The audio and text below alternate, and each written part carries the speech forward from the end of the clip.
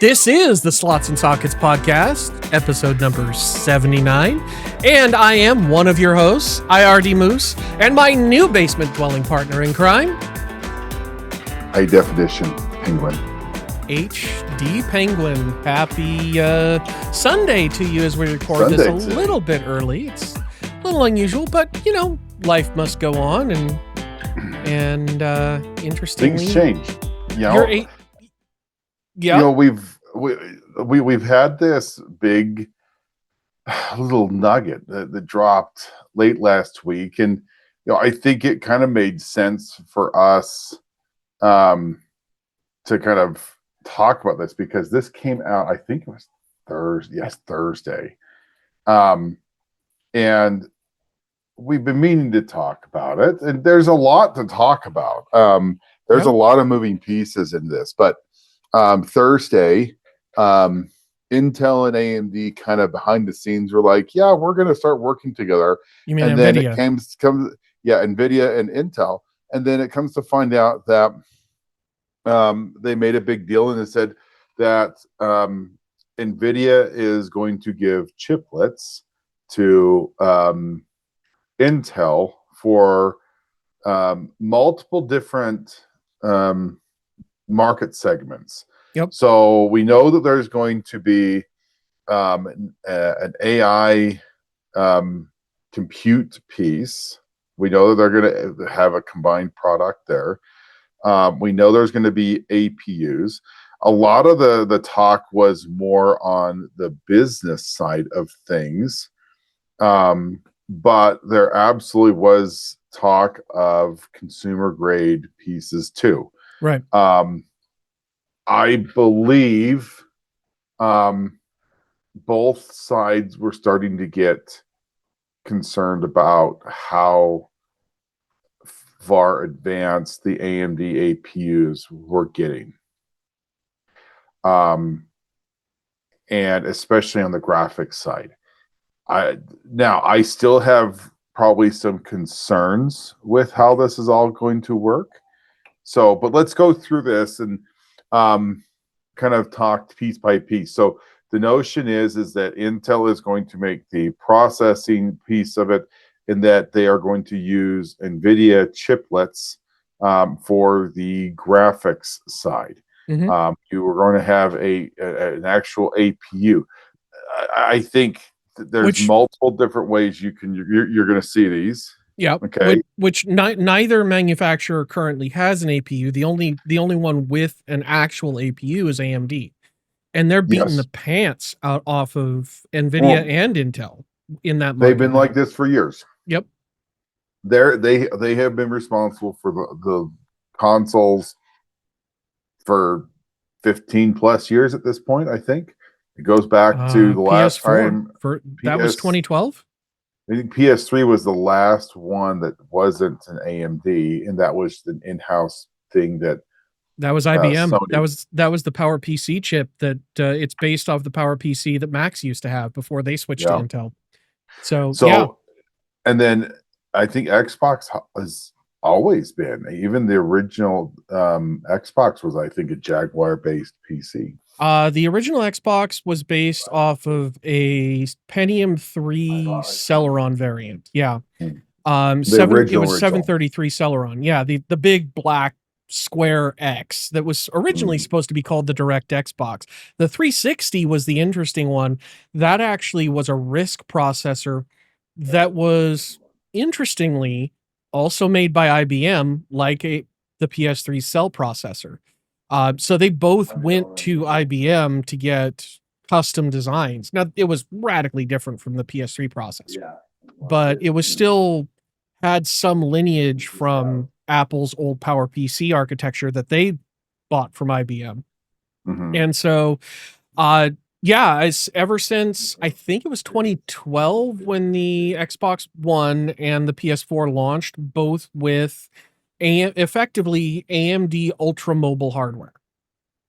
And they've been on AMD for the compute side and graphics side ever since. And the big thing that really made them differentiated from the PC platform is the memory was all graphics DDR. So GDDR, I think PS4 was GDDR4 and the PS5 was GDDR6, and it was all shared with the whole system. So CPU and memory, or CPU and graphics both utilize the same memory.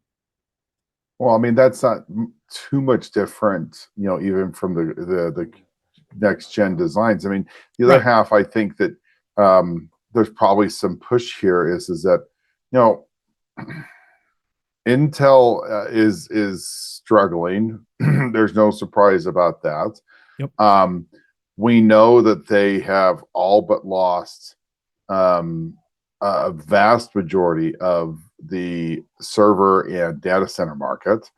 And we know that there is making huge inroads, and the vast majority of desktops have gone to AMD.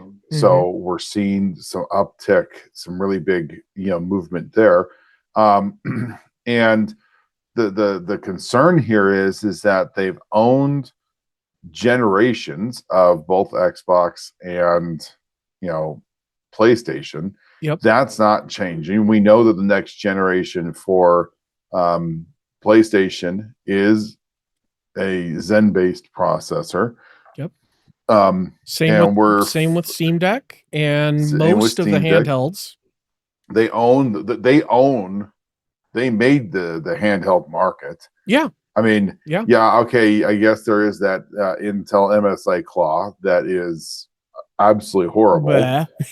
Most of that, though, is arguably attributable to Windows, because there have been people who shoehorned Steam OS on there, and that seemed to significantly improve its performance and battery life. But it still costs way more than the AMD versions, and that's the killing point. And that's kind of where things start getting interesting with Nvidia and this whole deal, because based on the reporting, it sounds like what Nvidia is going to be doing is shipping Intel a whole bunch of their graphics architecture in chiplet form, and then Intel's going to get to integrate that.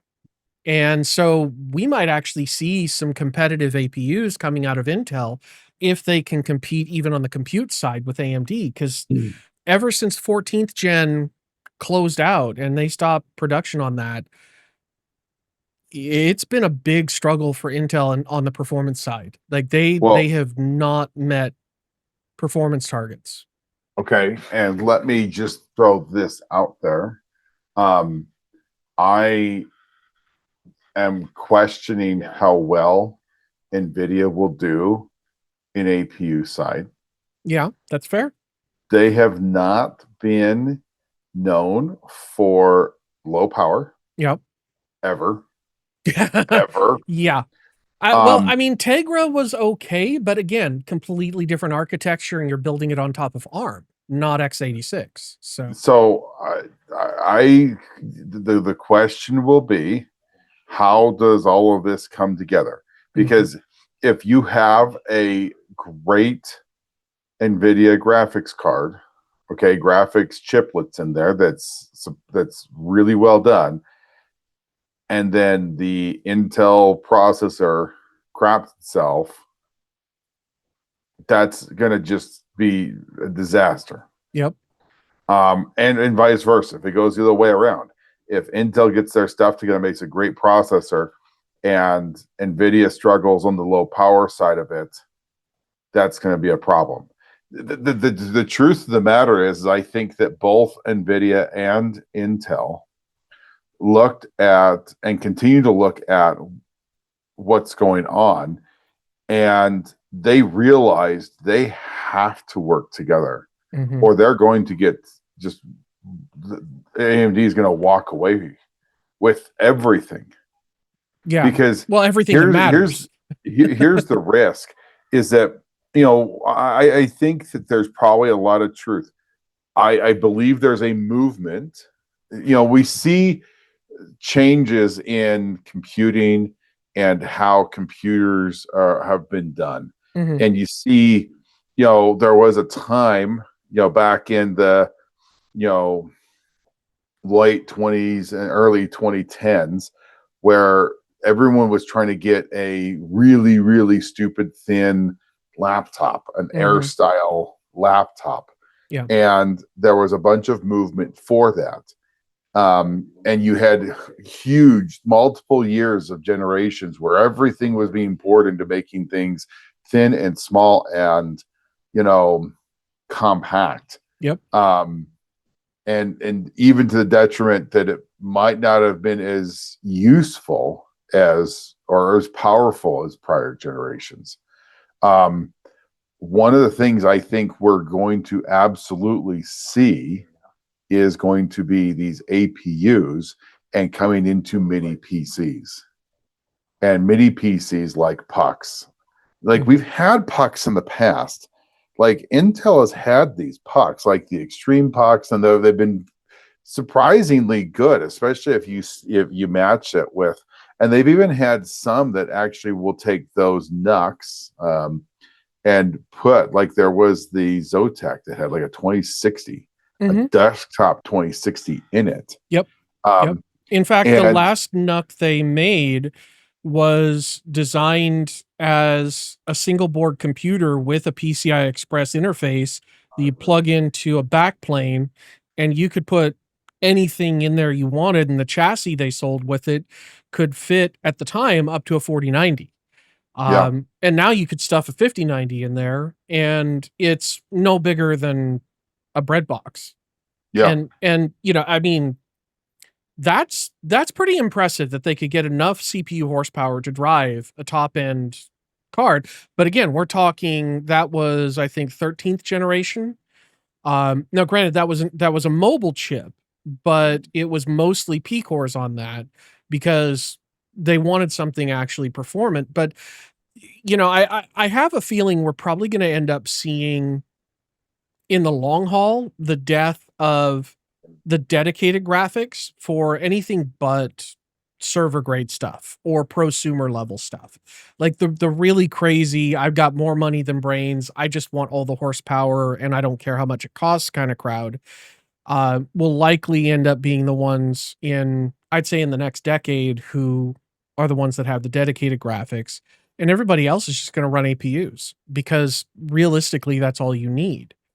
I mean, I think that the question will be, at least in the long term, is, you know, how do the Intel and the AMD and the Nvidia position themselves?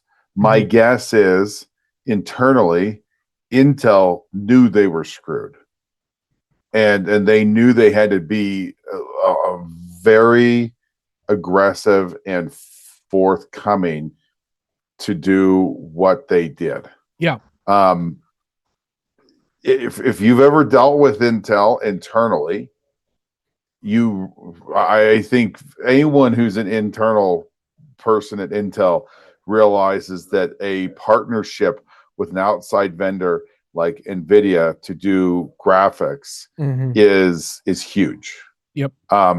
It's them swallowing their pride in a lot of respect, because at this point, what they're doing is they're firing Arc. Arc is going to be dead in a couple of years. Yep. And everything is going to. We may see Celestial. I mean, we might not. We don't know. But that's the thing. If it comes out, what's the compelling reason to buy it? I would say the only compelling reason to buy it at that point is if it's actually competitive. But that's the problem is... Do you think that Celestial will have long-term support? That's the problem. But you think that, I think that, and all of our viewers are thinking the exact same thing.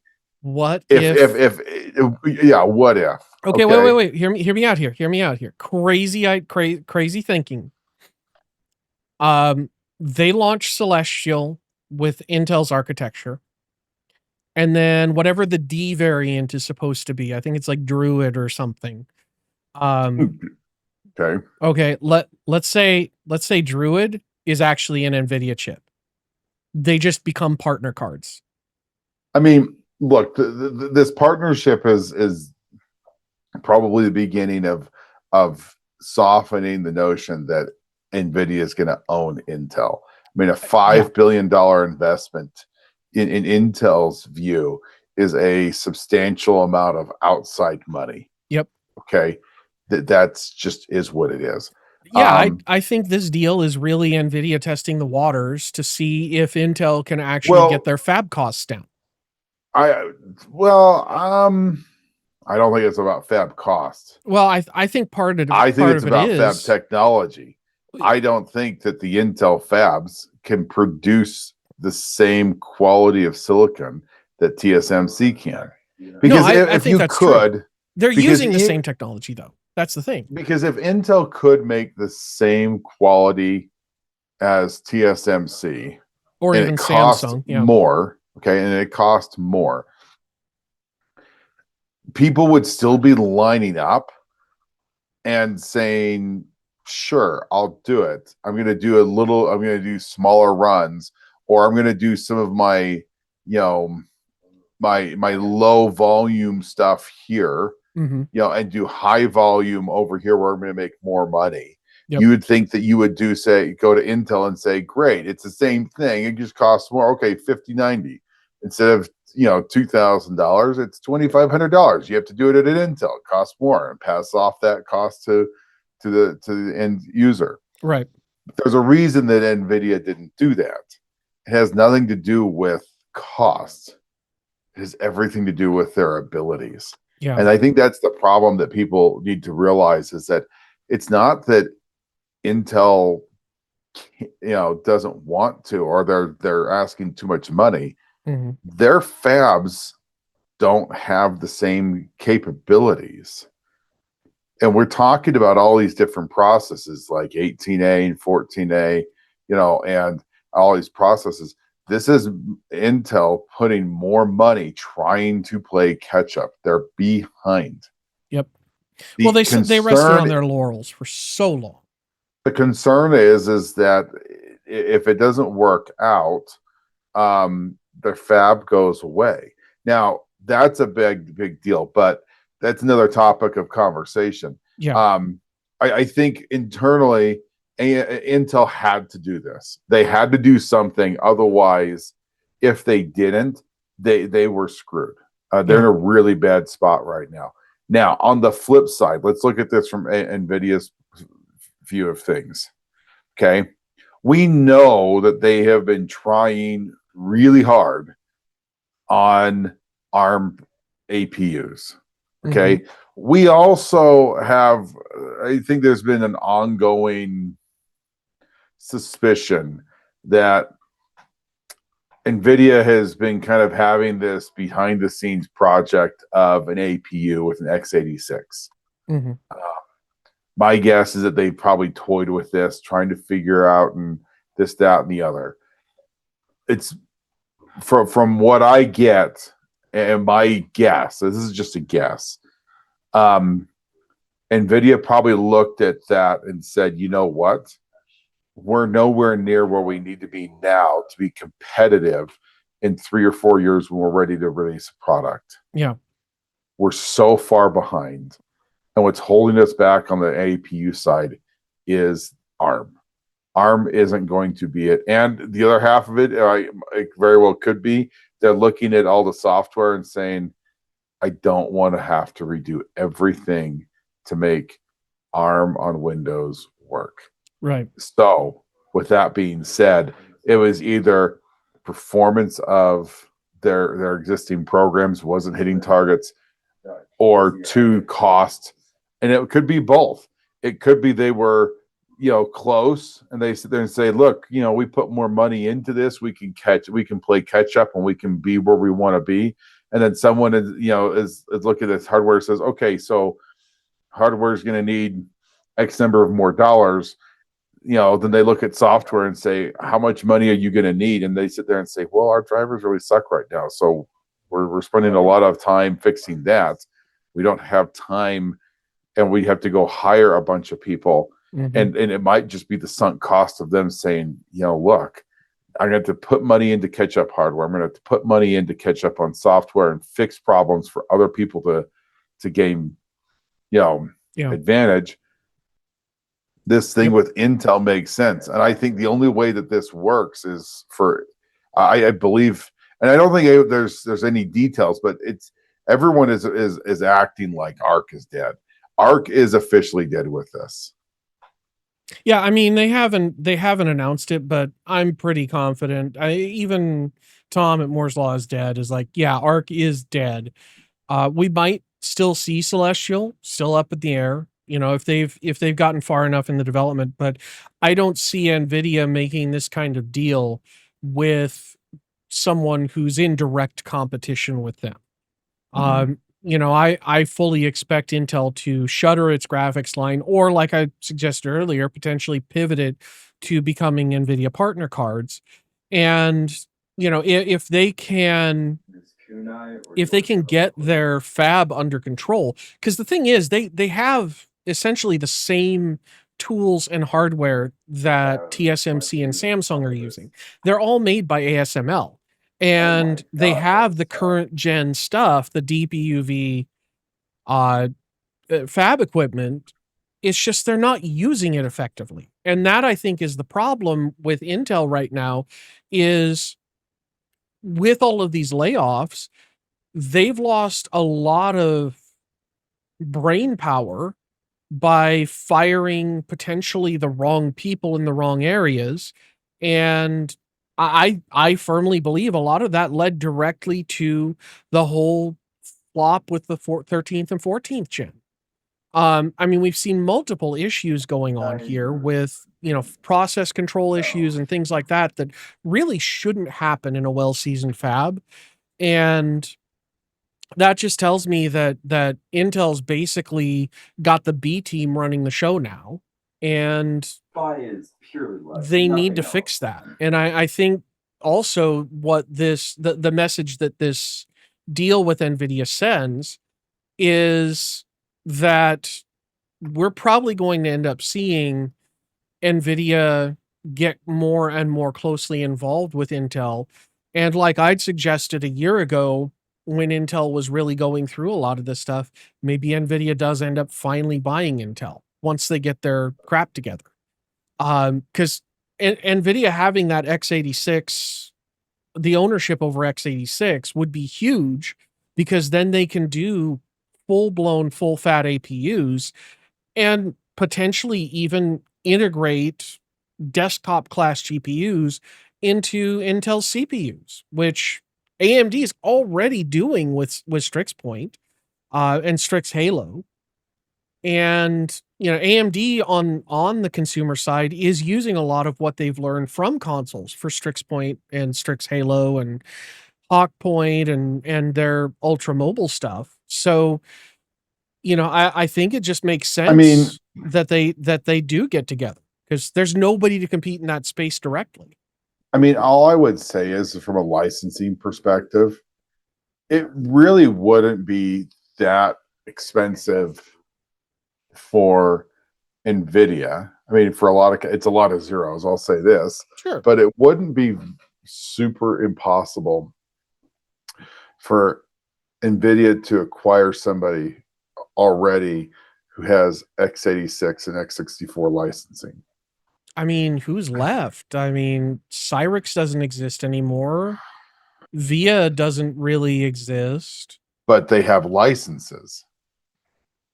Well, they may not. That's the problem, because some of those licenses only extend to the x86 architecture so far. Because what we really need is x86 64. VIA Technologies does hold an x86 and an x64 AMD architectural license. They required these through the owning of Cyrix and Centaur Technologies. Okay. So, yeah, and Centaur is they where are their actively M7 came from. and they're actively helping develop CPUs in the Chinese market. Right. So, you know, we don't see them here. That's correct. But like in China and probably like Southeast Asia, you do see them. You know, I don't think VIA is that big of a company. So for somebody like Nvidia to come in and hostile takeover them, I don't think would be super difficult.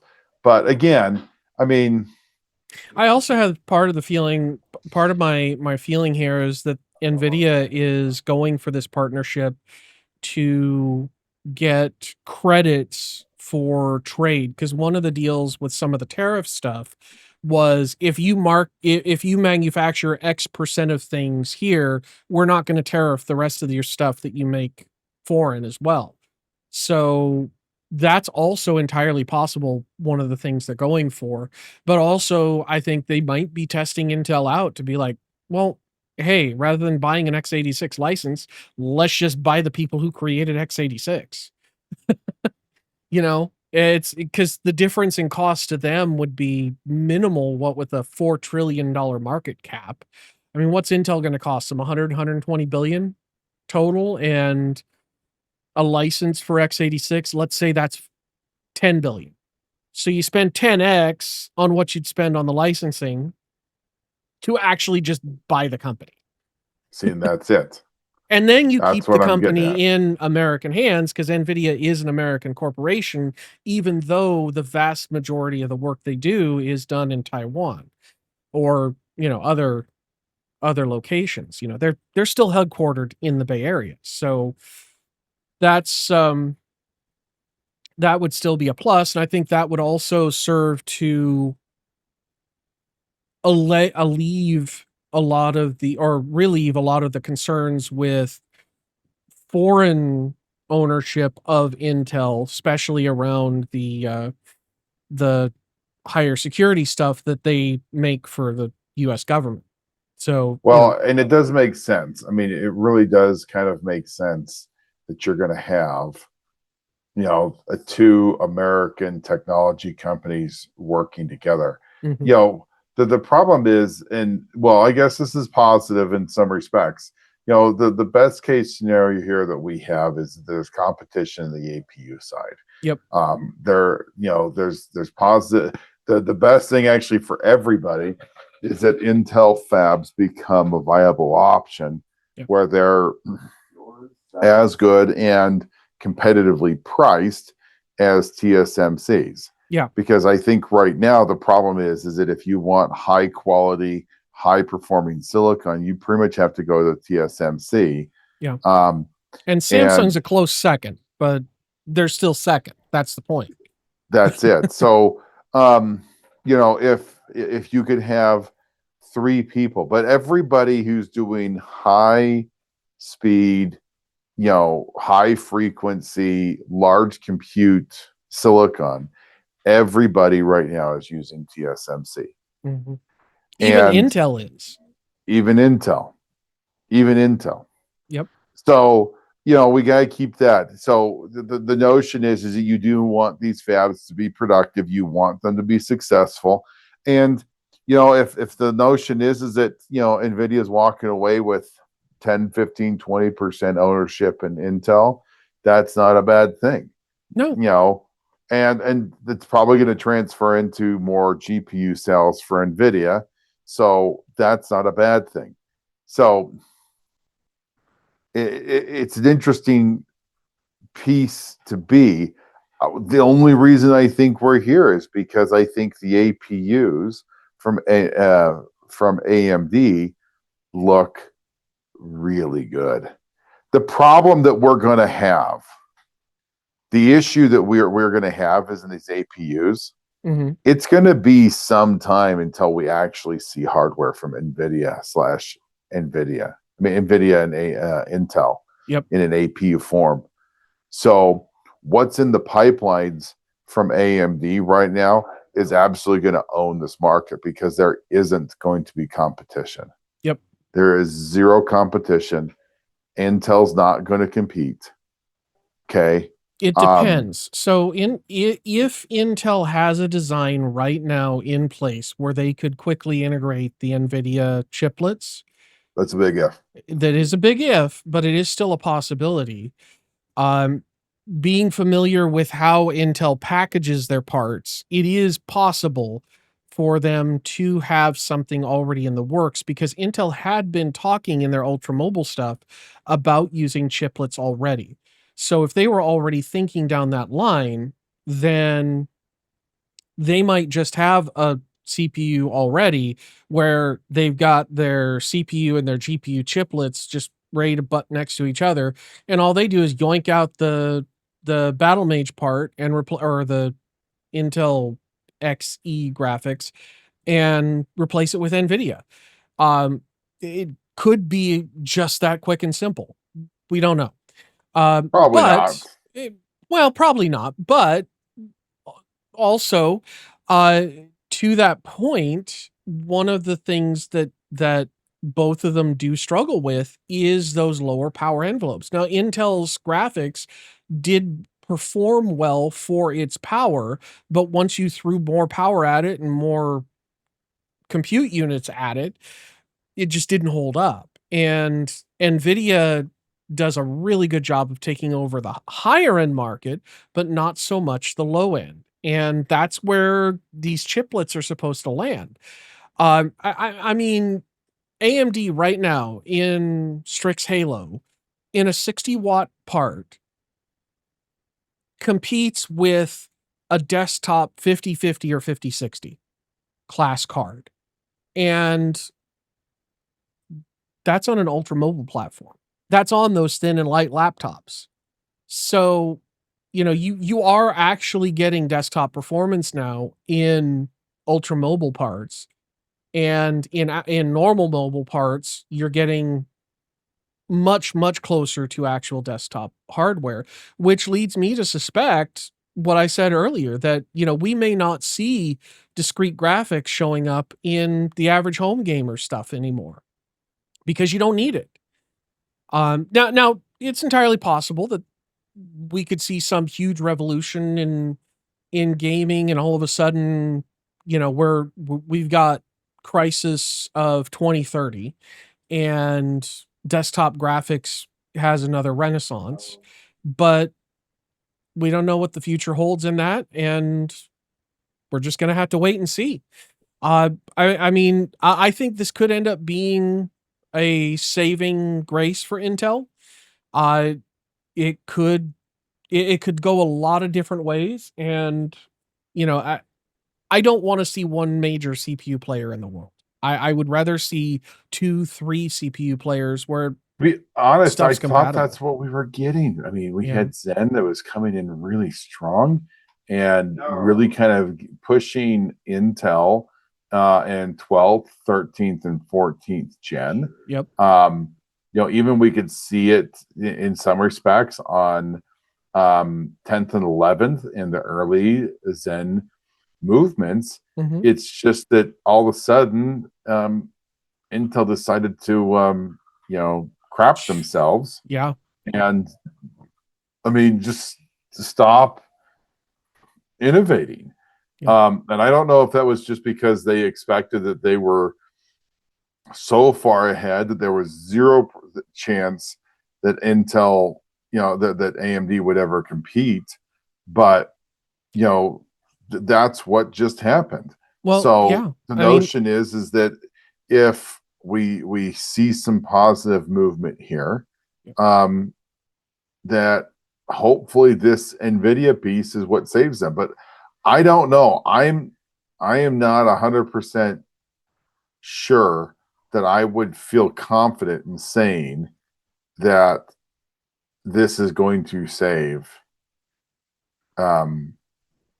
Intel. I think there's enough unknowns on the Nvidia side. It'll mhm. be very interesting to see where we take, because the honest truth is, by the time we expect to see some APUs in retail form, and there'll be a lot of, I'm sure, leaks and that type of stuff. I mean, look, the earliest I could see something like this is probably in 28, 29. No, I would bet we start seeing stuff at the end of 26, maybe early 27. It's when they make an announcement like this, usually they've already gone through a lot of the preliminary stuff to make sure that it's something they can do. And so, I would be very surprised if there isn't a Skunk Works team buried deep within Intel that has potentially alpha level silicon, or initial stepping silicon for testing. Because they don't usually, I should say, Intel doesn't usually make any kind of announcement unless they can actually do it, or they think they can do it. So and that's kind of to your point earlier. Intel, even when I was there, had a very strong not invented here mentality. And people internally were like, why doesn't Intel just partner with Nvidia or even AMD? Like, we're buying their GPUs for testing. Why not just be like, hey, you want a couple billion so we can get some of your APU parts and make Intel stuff out of it? And so the attitude when I was there, and granted, I left in Q1 of 2015. So it's been 10 years, but the attitude when I was there, not long before Zen shipped, it was, what are people going to do? Switch to AMD? Because at that point, Bulldozer was an absolute joke. It had been a joke for several years prior. And Intel was doing nothing to innovate. Like, if you bought an i7 950, for example, which is what I had at the time, there wasn't really a compelling reason to upgrade to a Haswell or to a Broadwell part, because the performance gains you got were not that huge going from part to part, because they were still quad cores, they were still hyper threaded, they still had a lot of the same shortcomings. It wasn't until Zen that Intel actually was like, oh, we have to do something. Well, they did something, and they did a little too much. And it didn't work out for them in the long run. And so, it's, I think a lot of people now are rightfully questioning whether or not they can reel that back in and they can make a part that's compelling in the market again. Just because there was so much lost trust because of how they handled 13th and 14th gen, and to a much more limited respect, 11th and 12th. And there's no guarantee that a partnership with Nvidia is going to fix it. True. That's what people need to sit back and realize. There's not a guarantee that putting a Nvidia, chiplet GPU onto this fixes your problems. In fact, there's some instances where we could sit there and say that actually was bad. You may have ruined this, because if, let's be honest, right now, drivers and software from Nvidia, rightfully so, are pretty crappy.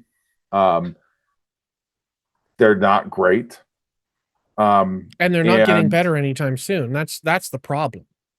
They're doing all these different things. They're doing a lot. The question is that I think from that perspective is going to be, how well can Nvidia do a low power GPU? Yeah. If they can do it successfully, and if Intel can put together a package that it makes sense, then I think that they're in a good spot. Yeah. I just don't know if either of them, and I'm not singling any side out, because I really think that as much as everyone's probably thinking, oh, well, Intel will screw this, I think there's probably an equal chance that Nvidia misses their target too. Yeah. We have to keep in mind, we're trying to do something low power. I mean, the most amount of power you're going to get in a desktop APU is probably about 250 watts. Realistically. Yeah. You might be able to get 350, but it's going to defeat the purpose. Okay. And there's some growing pains notion that now I've got heat coming from my x86 CPU. and heat coming from my graphics card, and I'm putting them right next together on the same die. What does that do for me too? Yeah. Um, I mean, you're look, going to and need a I'm bigger not cooler for suggesting sure. that this is going to end poorly. I'm just saying people need to really be open to understanding that this is a new product for both of them. Yeah. Yeah. And that's the thing is one of my rules is never buy the first generation of new tech. And, you know, Zen 1 wasn't bad, but it still had a lot of teething issues. Zen 2, which is where I jumped in, still had some of the teething issues, but they were bearable. You know, you were a lot less restricted with memory kits that you could get. And I have a feeling, because you know, we've seen this with the 200 series from Intel. Their Core Ultra series. Yeah, something like that. I keep forgetting what they rebranded it to, because you know, you use one brand for 10 years and then you change it up on everybody. And it's like, how do you expect people to remember it when You don't, it's because it's dumb? stupid. Yeah. So again, rule number one: don't do dumb stuff. But you know, that's the thing is like this 200 series was the first gen of completely redoing the architecture from the ground up because of the issues that 13th and 14th gen had. And I think a lot of that is because they knew 13th and 14th gen was crap and they just didn't tell anybody about it. And yeah, I I mean, think a we're lot of, seeing well, performance look, issues across the I board. think 13th, 14th gen is really straightforward. I bet you engineering's like, you know, they probably somebody in upper management, hey, can we just add more speed? Like, well, yeah, you could do that. It might not work really well. Yeah. Well, let's do it anyways. And they do it, and then they're like, oh shoot. You know, and they're saying, hey, we're seeing more failure rates, and say, well, about that, we really need it to go faster. We're like, yeah, again, you know, and so I think there are people Yeah. internally in Intel who are like, actually, this is bad. This is a really bad idea. It's the silicon version of let's just make a 600 horsepower 4-cylinder EcoBoost. Or let's make a 600, you know, horsepower engine and put it in something like a Yugo that, oh, by the way, falls over and burns when it crashes. You Right. know, Right. um, it's just, you know, people need to realize that just because the names of what's happened in the past doesn't guarantee that's what's going to happen in the future. Mm-hmm. Intel's next generation of processors very well could be really good. Yeah. Okay, And I hope they could are. be. I don't expect them to be, but I hope they are. Exactly. So, So now the question that I have though is, you know, and this is for stuff to be coming out. We mm-hmm. don't know this. We know that the next generation of Core Ultra, the 300 and the 400 series, okay, those were and planned to have XE3 graphics. Right. So then my question is like Intel hasn't been the best at drivers. Mm-hmm. So the we're already the next generation, the refresh, okay, of Nova Lake, actually of Arrow Lake. It's gonna be Arrow Lake S, right? That's the I think next so. Yeah. the refresh I Nova forgot. Lake S. I've lost track Nova of Lake their. comes next year. That's the Yeah. complete redo. But the refresh is Arrow Lake S. Okay. So we know that that's luckily on the 1851 motherboard. So people who bought, you know, the Core Ultra processors like the 185, you know, Or the 285K. Yeah. yeah, That at we can't least they're find going to anywhere. get a refresh of that gen. Right. Okay. So that's positive, but we also know that the next generation is absolutely going to be on a new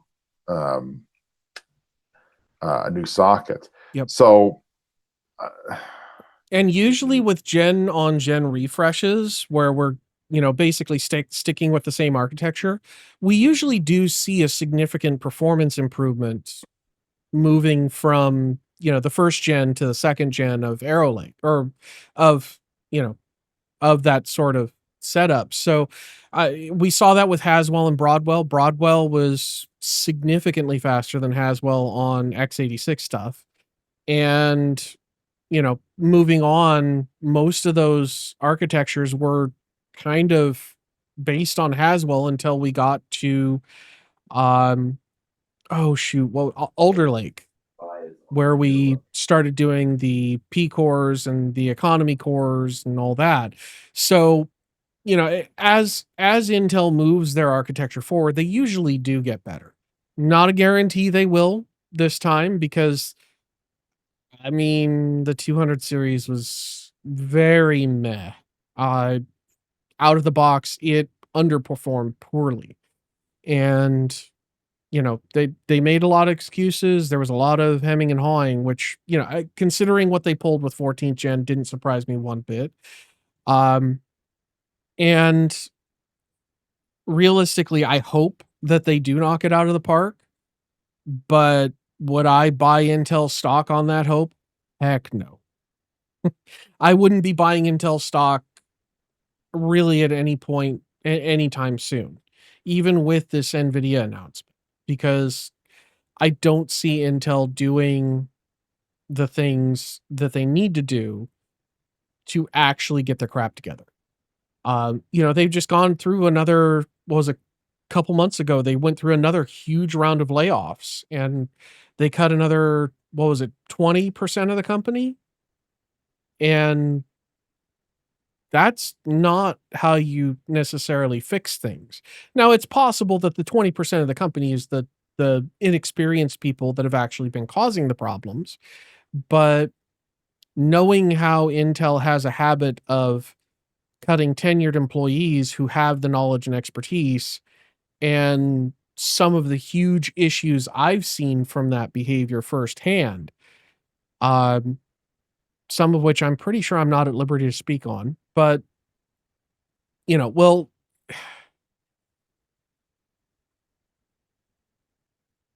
I just don't have a lot of confidence in Intel's ability to perform. And at least not right now. I have to, for me to want to buy an Intel chip, I need to see 3 generations of improvements over prior gen. So like they have to come out with, they have to start with a CPU that outperforms 14th gen, but doesn't kill itself. And then give me 2 more years past that, I'll consider them. So, I mean, the first step is they have to have a product that's competitive. Yeah. And right now they're not there. Yeah, no, absolutely. They don't have anything that comes close to the 9800X 3D, let alone the higher skewed parts. And So honestly, I think the announcement of Threadripper coming back is just them going, all right, Intel, smack. What you gonna do? And I'm all for it. I'm here for it. I love to see AMD actually doing awesome stuff again. I prayed that they would with Bulldozer, and they didn't. And they nearly sunk themselves. And right now, Intel is in the position that AMD was in 2010, all the way up through until they released Zen 1 in 2017. So, we might see Intel on the rocks and fall over and get acquired. We might see them hit it out of the park and do some awesome stuff. I'm hoping on the awesome stuff side, but we won't know until we see it. So I think on that bombshell, we'll call it a show for this evening. Thank you all for giving us a little bit of your time.